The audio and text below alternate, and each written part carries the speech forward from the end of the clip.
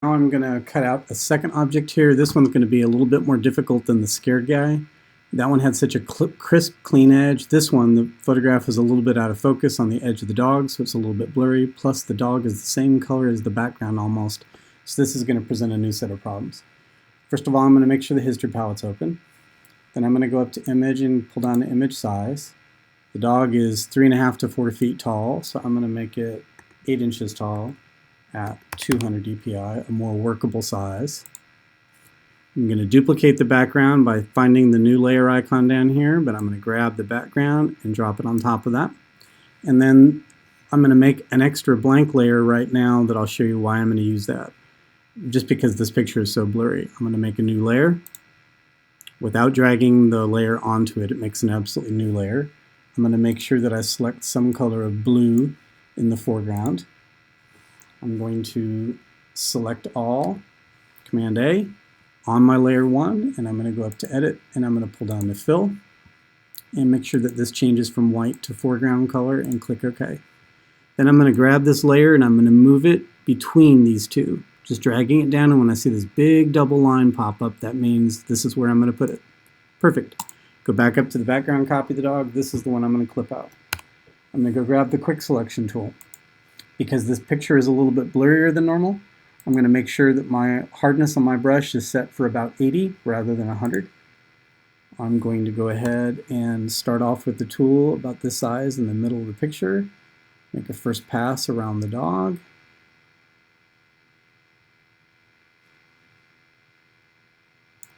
And then I'm going to let go and I'm going to hit Q. Okay, I have some problems here. It didn't get the eye. It didn't include this part of the face. It has a hole here. Maybe there's a hole up here. It didn't get all of the dog along this edge, and here it didn't know what to do, so it's including this as part of my mask, which I definitely don't want. I'm going to hit Q to get out of that. I'm going to rub the brush across the eye to include that. I'm going to rub the Quick Selection tool along there. And then I'm going to zoom into the top of his head by hitting Command plus, scroll around by holding the space bar down in any Adobe product. And then I'm going to try to go ahead and include that. And actually that looks pretty good there. I'm just going to hold the space bar down and scroll down. And I'm going to see if I can use this edge detection. Oops, I can tell immediately that it leapt out and grabbed all this. So I'm going to hit Command Z to undo. I'm going to make the brush a little bit smaller, which makes it more precise. I'm going to try again to let the computer do this selecting. Nope, it doesn't seem to want to do that. So in this case, I'm just going to go to Q and I'm going to paint my way to freedom. Again, on this one, I go find the normal paintbrush tool. If I'm painting with white, that means I get rid of the green mask, which is what I need to do here because the mask is encroached on my dog. If I needed to cut in, I paint with black paint. But in this case here, I'm going to try to see where I think the edge is, and I'm just going to make a new edge for the dog. Looks great. Hold the spacebar button down, slide over. I'm going to go back and get out of the quick mask mode, hit Q to get out. Go get the Quick Selection tool, but this time I'm going to hold the Option button down. You can't see it probably on the screen, but that changes the icon to a minus symbol. And I'm going to drag and move down here, and now that's no longer cut in. But when I hit Q, everything's looking great, except here, when it fixed this part, it ran into the dog. I'm just going to choose to fix this with in the quick mask mode. So while I'm here, I'm going to go get a paintbrush. Make sure I still have white paint. And I am going to try to paint along this edge. And that looks reasonably good to me. Command 0, hit Q to get out of this. I love this.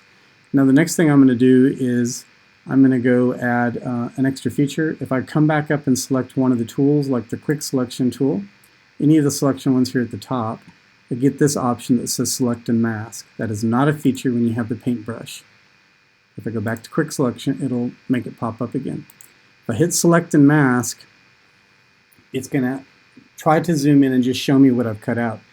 This is why I put this blue object in the background. I'm going to throw it away. I don't really want that. But this is in here just so that I could see this edge better rather than just showing it on the original background.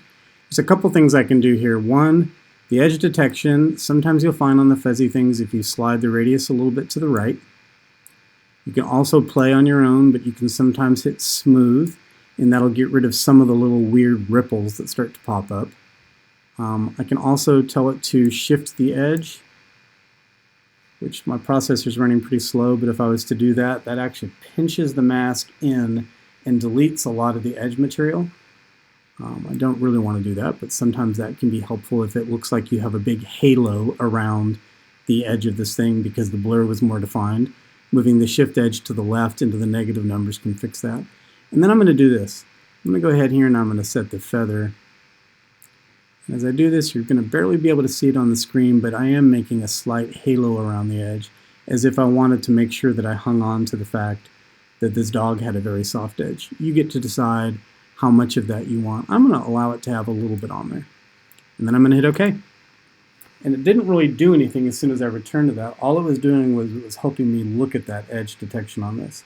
To make this as a mask, I come in here, I make sure I'm still in the background copy, my selection is still live. I move down to this icon, which says Add a Layer Mask. Poof. And by doing that, that dog is now ready to go for me to drop into some other kind of program or app or something like that. I can probably go ahead and delete the layer 1 and the background, and now you'll be able to see that if I was to import this as is, it is this area where the gray and the white rectangles are is going to be completely transparent. Once again, I'm going to go up to File, pull down to Save As, and it's going to want to save it as a Photoshop file, which is great. That's helping me keep my layers in case I need to go back and make any adjustment to this thing.